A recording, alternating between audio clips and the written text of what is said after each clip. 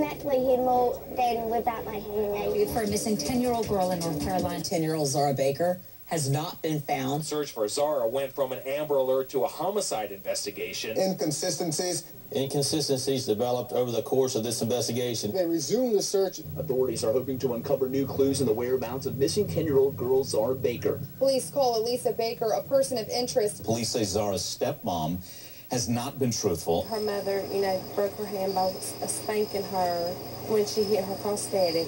They hit on a wood chipper. They searched the site before. A number of patrol cars lined up around that bend. She was reported missing Saturday afternoon. She may have been missing much longer. A bunch of farmland back there. There's some trees, maybe a couple other little houses. Some closure and give her some peace. Wherever you are, you get closure you need tonight. I'm Jean Casares of In Session on the True TV network in for Nancy Grace tonight. Multiple searches were carried out at the homes that the Bakers had lived in a year ago, the ones they were most recently lived in. Let's go to Natisha Lance, standing by live in Granite Falls. Natisha, you are outside an apartment complex the family lived in about a year ago, and while investigators were searching that home, they also were searching the most recent home. First of all, tell us about the search where they took the mattress.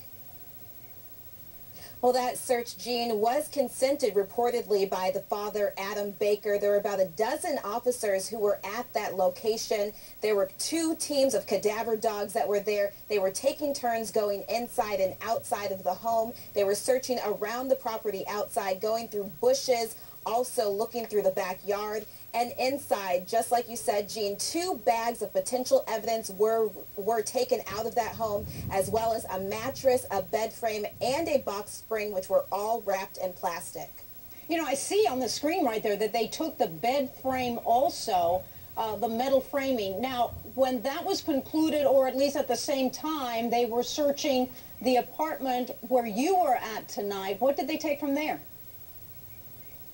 Well, Jean, they were actually searching a lot, which is just behind this apartment complex. It was just 1 cadaver dog who was out here with 1 handler. There was a crime scene investigator who was taking pictures around that property today. And there was also 2 investigators who were following along with that dog handler and the cadaver dog. They were out here for about an hour. I asked them if they were looking for anything specific. They would not answer those questions. I also asked them if the dog hit on anything. They also would not answer those questions and referred everything to the Hickory Police Department. So, Natisha, they did not go inside this apartment where you're at, but they searched the grounds around it? They searched the grounds around it. They did not go inside the apartment. And actually, Shirley Mims told me today, I asked her if she had seen the Bakers after they had moved out of the apartment. She said that she had seen them a few times at night driving up to the mailboxes, but they didn't have a key to the mailbox anymore, so she didn't know why they would be around the mailbox. So it's not clear whether or not the Bakers have been back to this property in recent days around this time, but it does seem that police are trying to identify all the places that they have had ties to and do their searches based on that. They are building a case. Let's talk to Shirley Mims. She is the manager of that apartment complex. Shirley, when they moved in, you started to hear a lot of arguing and fighting. You shared a common wall with them. Explain all that.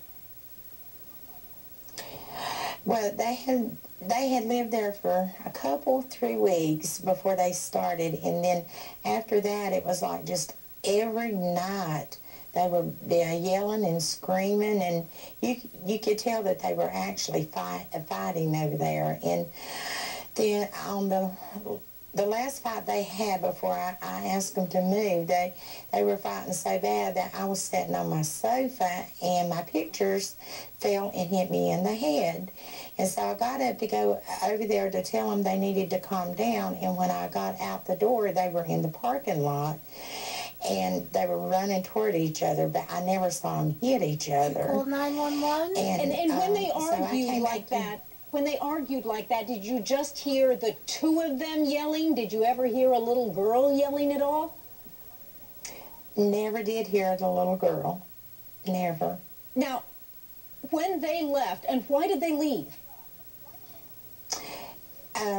We asked them to move because of the violence and the disturbance that they were causing. So when they left, you as the manager and your husband, you went into their apartment. What did you see?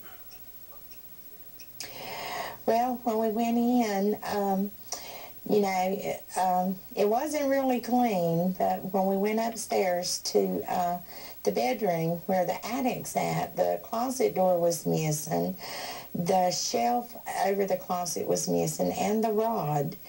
And that's when my husband pointed out about that the footprints and stuff was on the door facings and like going up into the attic. So let me ask Daryl, Mr. Sims, did you go up into what you know to be the attic space? Yes, ma'am, I did. And what'd you see? Right after they had moved out, because I saw the footprints and marks going up the walls, what I saw was there's a double firewall up there separating our apartment and their apartment. And the firewall on her side of the apartment, on the Lisa's side, was pulled down, laid flat. Piece on my side had been kicked loose, which it wouldn't go but like 6 inches without busting it all the way. So we moved the sheetrock around and looked and all, and if I'm not mistaken, I think we might have found a small sheet up there, but that's been 8 or 9 months ago, so my memory's not real good. But we just stowed the sheet away, and I assumed somebody told us a week later that they did have a child here, and I told my wife, I said they had to have been putting that child in that attic. I said we never seen the child leave in a car when they went to the store. We never seen the child but the one time. Never going to school, never heard the child scream, never heard a child's voice, never heard nothing but them fighting and arguing continuously. Was your impression from what you saw up there, do you think that a little girl was living up in that attic, sleeping up there on the different fillers that you find in the attic? I think she was sleeping up there on a piece of sheetrock laid out across the rafters. Oh. And there was insulation, you know, between the rafters, but that's the only way she could have, you know, and that's why I feel like the sheetrock was snatched down. And that's the word I'm looking for, the fiberglass insulation. I want to go to Dr. Titus Duncan, general surgery physician. When I think about the fiberglass insulation to breathe, to sleep on, that has glass in it, and also things you're not supposed to breathe in your lungs. What can that do to someone? Well, you know, it's a common problem that a lot of workers who have been around asbestos and fiberglass, they commonly will have chronic lung problems later on in life.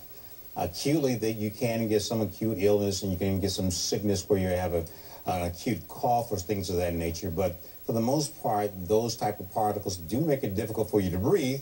And over a long period of time, they damage your lungs on a more permanent basis.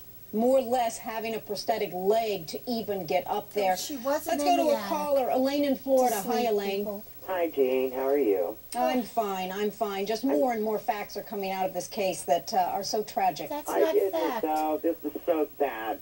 I have a question. Is this man, if I'm getting this right, does this man do this stump grinding or whatever for a living? Being a landscaper, you're saying? I believe so. John Miller, editor of the Hickory Daily Record. Elaine wants to know, this is what he does, right? Yes, that was his job, landscaping, trimming trees.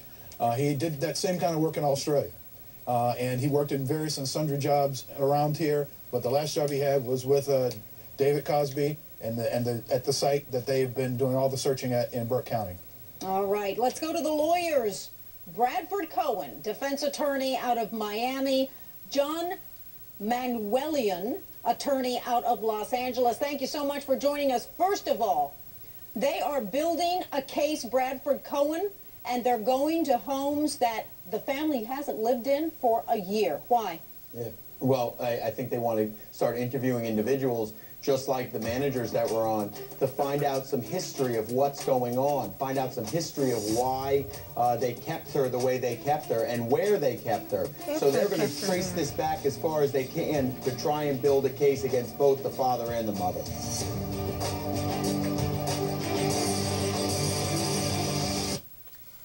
So now we have this manager, this couple, who knew Zahra was in that household because they did see her one time. And they knew this Adam and Elisa fought very bad. Pictures knocking off the wall. Going out in the parking lot, running after one another. And they don't call 911 knowing there's a child in the house. I mean, there's another couple that failed a child, as far as I'm concerned.